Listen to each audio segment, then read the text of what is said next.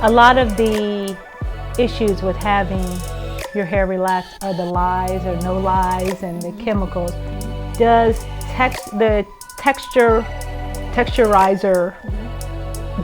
does that have lye in it too, or no lye? I use sodium hydroxide product for retexturizing because